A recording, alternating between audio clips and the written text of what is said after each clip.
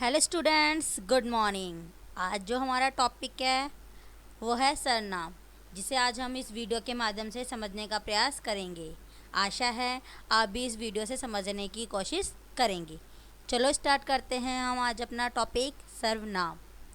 सर्वनाम इसे हम पढ़ेंगे, सर्वनाम किसे कहते हैं, सर्वनाम की परिभाषा और उसके भेद।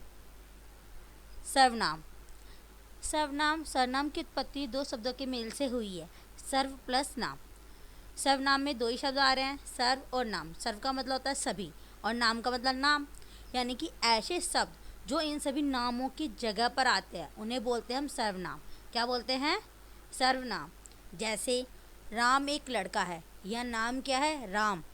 और नाम की जगह हमें क्या लगाना है? कोई शब्द जो नाम की जगह पे आएंगे। जैसे आया वह एक लड़का है, यहाँ राम की जगह क्या है? वह। यहाँ वह क्या है? सर्वनाम। अतः जितने भी शब्द आते हैं जो हम नाम के स्थान पे लगाते हैं वो होते हैं सर्वनाम। इसकी जो एग्जैक्ट डेफिनेशन होगी तो ये होगी, संज्ञा के स्थान पर प्रयुक्त होने वाले, यानी कि संज्ञा के स्थान पर आने वाले शब्द सर्वनाम कहलाते हैं। जैसे मैं, हम, तुम, उसका, उसकी आदि। आशा है आपको सर्वनाम की परिभाषा समझ आई होगी। अब हम बढ़ते हैं सर्वनाम के प्रकारों की ओर। सर्वनाम की 6 प्रकार होते हैं: निजवाचक सर्वनाम, अनिश्चयवाचक सर्वनाम, निश्चयवाचक सर्वनाम, पुरुषवाचक सर्वनाम, संबंधवाचक सर्वनाम और प्रश्नवाचक सर्वनाम, जिसे हम आगे धीरे धीरे समझने का प्रयास करेंगे। चलो हम बढ़ते हैं सर्वनाम के अगले एक भेद की ओर। सर्वनाम का पहला भेद, पुरुषवाचक सर्वनाम। पुरुषवाचक सर्वनाम में याद रखना, इनके लिए यानी कि पुरुषवाचक सर्वनाम में हम जिन सर्वनाम शब्दों का प्रयोग करेंगे वो हम करेंगे एक वक्ता के लिए। वक्ता होता है बोलने वाला। श्रोता के लिए श्रोता होता है सुनने वाला। तथा किसी अन्य यानी कि किसी तीसरे व्यक्ति के लिए जिन हम सर्वनाम शब्दों का प्रयोग करते हैं उन्हें बोलते हैं हम पुरुषवाचक सर्वनाम।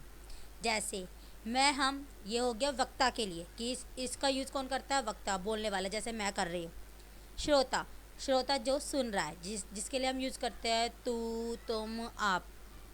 और तीसरे इंसान के लिए हम जो वर्ड यूज़ करते हैं वो है वे, यह, आदि। अब हम आगे बढ़ते हैं सर्वनाम के एक और अगले भेद की ओर। पहले हम ये जानने का प्रयास करते हैं कि पुरुषवाचक सर्वनाम जो है वो कितने प्रकार के होते हैं। तो चलो अब मैं बताती हूँ पुरुषवाचक सर्वनाम के प्रकार। पहला प्रकार है उत्तम पुरुषवाचक, दूसरा मध्यम पुरुषवाचक और तीसरा अन्य पुरुषवाचक सर्वनाम। इसमें अब हम देखेंगे कि उत्तम पुरुषवाचक सर्वनाम किसके लिए यूज़ होता है, मध्यम पुरुषवाचक किसके लिए यूज़ होता है और अन्य पुरुषवाचक सर्वनाम किसके लिए यूज़ होता है। अब पहला है हमारा उत्तम पुरुषवाचक। उत्तम पुरुषवाचक में हम जिन सर्वनाम शब्दों का प्रयोग करते हैं वो होते हैं वक्ता के लिए। किसके लिए? वक्ता के लिए। वक्ता के लिए हम जिन सर्वनाम शब्दों का प्रयोग करेंगे वो उन्हें हम कहते हैं उत्तम पुरुषवाचक सर्वनाम। जैसे मैं, हम, हमारा, हमें आदि। ये जितने भी शब्द हैं ये सारे क्या है? पुरुषवाचक सर्वनाम। आगे बढ़ते हैं हम पुरुषवाचक सर्वनाम के अगले भेद की ओर। मध्यम पुरुषवाचक सर्वनाम। मध्यम में याद रखना कि इसमें जो ये सर्वनाम शब्द यूज किए जाएंगे वो यूज किए जाएंगे श्रोता के लिए। किसके लिए? श्रोता के लिए। श्रोता मैंने पहले बता दिया, श्रोता होता सुनने वाला। हम सुनने वाले के लिए किसका वर्डों का यूज करेंगे? तो, तुम, तुम्हें, तुझे, आप, आपको। ये सारे क्या आते हैं? मध्यम पुरुषवाचक सर्वनाम। जैसे तुम लोग क्या कर रहे हो, तुझे यहाँ नहीं आना चाहिए था, आप कहाँ जा रहे हो, तू क्या कर रहा है। ये जितने भी मैंने सेंटेंस बोले हैं, वाक्य बोले हैं, ये हैं मध्यम पुरुषवाचक सर्वनाम के लिए, जो मैंने यूज़ करे हैं श्रोता के लिए। आगे हम बढ़ते हैं पुरुषवाचक सर्वनाम के अगले भेद की ओर। ये है अन्य पुरुषवाचक सर्वनाम। अन्य से याद रखो कि यहाँ तीसरे व्यक्ति की बात होगी। जैसे यह, वह, ये, वे। जब हम इन सर्वनाम शब्दों का प्रयोग करेंगे वो होता है अन्य पुरुषवाचक सर्वनाम। जो ये शब्द यूज़ होते हैं ये तीसरे व्यक्ति के लिए यूज़ होते हैं। जैसे वे मेरे मित्र हैं, ये कब आए, यह तो बड़ा शैतान है, यानी कि हम यहाँ किसकी बात कर रहे हैं, तीसरे व्यक्ति की बात कर रहे हैं, तो ये आता है अन्य पुरुषवाचक सर्वनाम में। अब आता है निश्चयवाचक सर्वनाम। ये सर्वनाम का दूसरा भेद है। जिन सर्वनाम शब्दों का प्रयोग निश्चय से, याद रखो निश्चित, यानी कि तुमको जब ये पता चले कि ये निश्चित व्यक्ति, कोई निश्चित व्यक्ति पता चले, निश्चित वस्तु पता चले या निश्चित स्थान, यानी कि आपको पक्का पता चले निश्चित है कि वो व्यक्ति कौन है या वो वस्तु कौन सी है या वो स्थान कौन सा है, उनके लिए हम जिन सर्वनाम शब्दों का प्रयोग करते हैं वो होते हैं निश्चयवाचक सर्वनाम। एक बात और ध्यान रखना, निश्चयवाचक सर्वनाम को संकेतवाचक सर्वनाम भी कहते हैं। जैसे यह मेरी पुस्तक है, यहाँ हमारे को पक्का पता चल रहा है ये पुस्तक हमारी ही है, निश्चित हो रखा है। यहाँ वह तुम्हारी पुस्तक है, यह भी निश्चित होता है कि वो जो पुस्तक है वो दूसरे की है। मैंने आपको पहले बताया था यह जो वह है ये अन्य पुरुषवाचक भी है। अब एक बात का और ध्यान रखना, अब आप यह और वह कैसे यूज करोगे उसे देखो।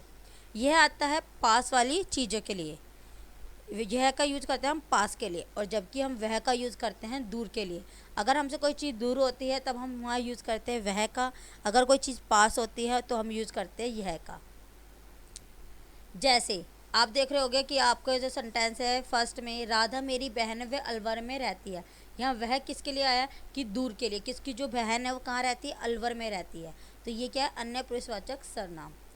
जैसे यह मेरा घर है, यहाँ भी पक्का पता चल रहा है ये मेरा घर है, वह गुड़िया मेरी है, मैं बता रही हूँ, वहाँ संकेत करके भी बता सकते कि वो गुड़िया मेरी है, यहाँ आपको निश्चितता का बोध हो रहा है।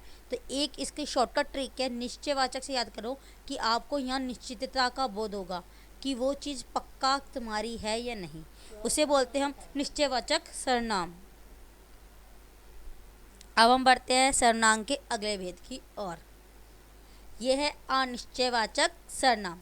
अनिश्चयवाचक सर्वनाम से याद रखो कि इसमें आपको पक्का पता ही नहीं कि ये है कौन, ये व्यक्ति कौन सा, वस्तु कौन सा, आप बस अंदाज़ा लगा रहे हो शायद कि ये हो सकता है, वो होता है अनिश्चयवाचक सर्वनाम। जब हमें किसी भी निश्चित व्यक्ति, वस्तु या स्थान का बोध नहीं होता, उसके लिए हम जिन सर्वनाम शब्दों का प्रयोग करते हैं उन्हें बोलते हैं अनिश्चयवाचक सर्वनाम।